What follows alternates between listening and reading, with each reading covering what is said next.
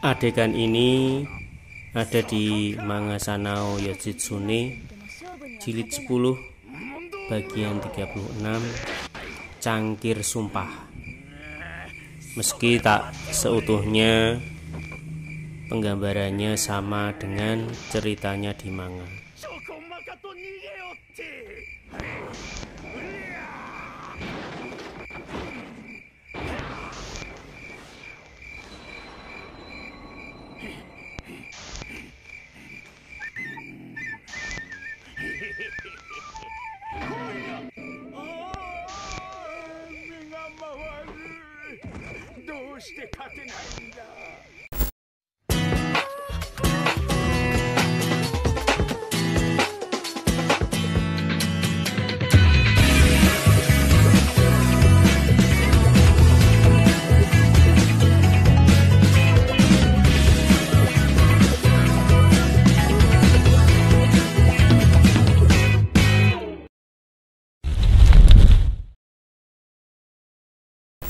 Kali ini aku mau cerita tentang satu koleksi manga.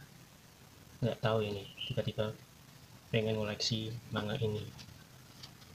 Manga Sanao Yoshitsune. Dari awal melihat seorang teman menyewa komik manga Sanao Yoshitsune, tertarik dengan cerita awalnya. Cerita yang semi fiksi, semi sejarah, kira-kira begitu. Ceritanya berdasarkan pada sejarah legendaris seorang jenderal perang di Jepang, dan kehebatannya dihianati oleh orang-orang terdekatnya sendiri.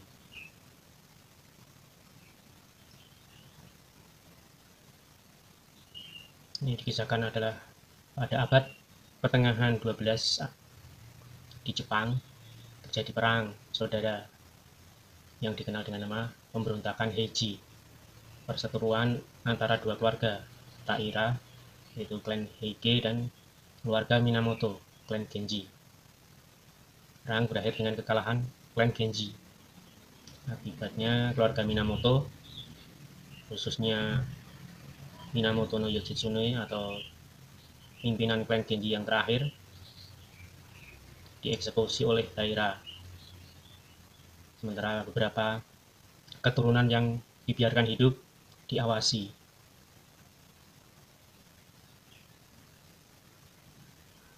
Minamoto no Yoshitsune sebagai putra tertua Minamoto no Yoshitsune merupakan klan Genji terakhir yang diasingkan di bawah pengawasan keluarga klan Heike, yaitu saudara tirinya Yoritomo Minamoto no Yoshitsune no Noriyori juga diasingkan. Sedangkan Yoshitsune sebagai putra termuda dibiarkan tinggal bersama ibu kandungnya setelah menikah lagi dengan Fujiwara no Naganari.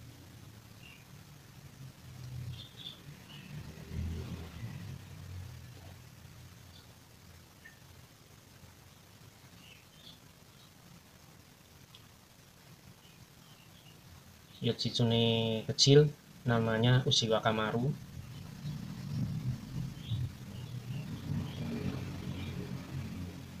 Dipaksa untuk menjadi biksu,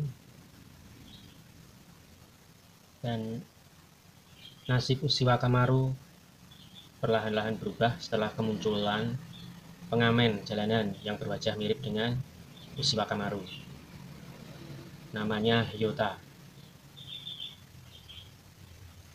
Untuk cerita serunya bisa kalian lihat di manganya ya teman-teman, kalian bisa ikuti manganya. Terus yang paling seru bagiku di ini buku jilid pertama adalah Tapik Perang.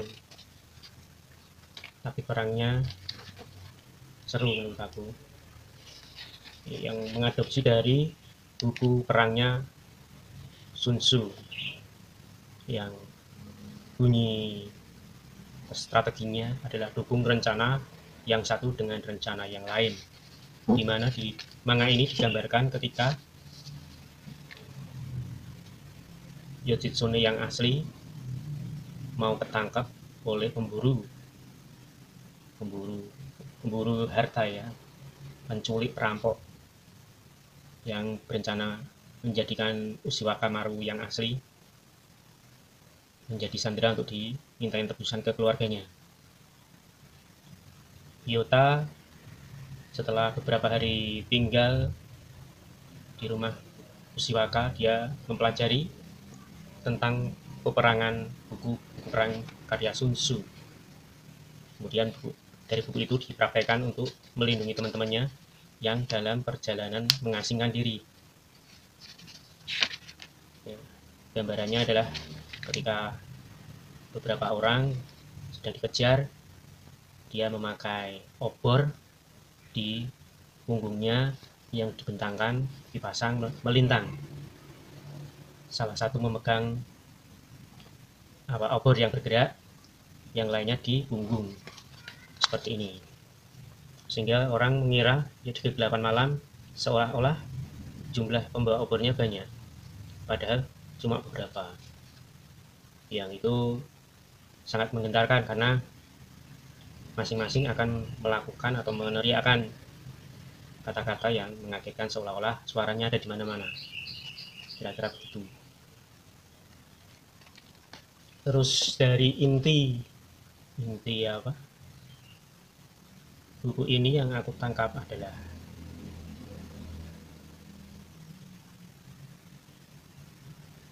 ajaran kita sebelum meninggalnya Ushiwaka Maru. Hyota diajari namanya ajaran Rikoto,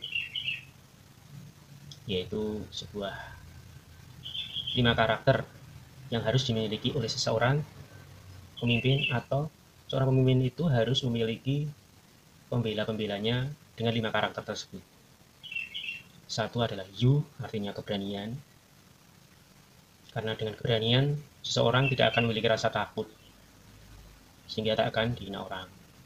Kemudian Chi, kebijaksanaan, orang yang memiliki kebijaksanaan mampu menghadapi segala situasi. Jin, artinya kebajikan, jika seseorang memiliki jin atau kebajikan, dia akan dihormati orang. Kemudian Shin, artinya kepercayaan.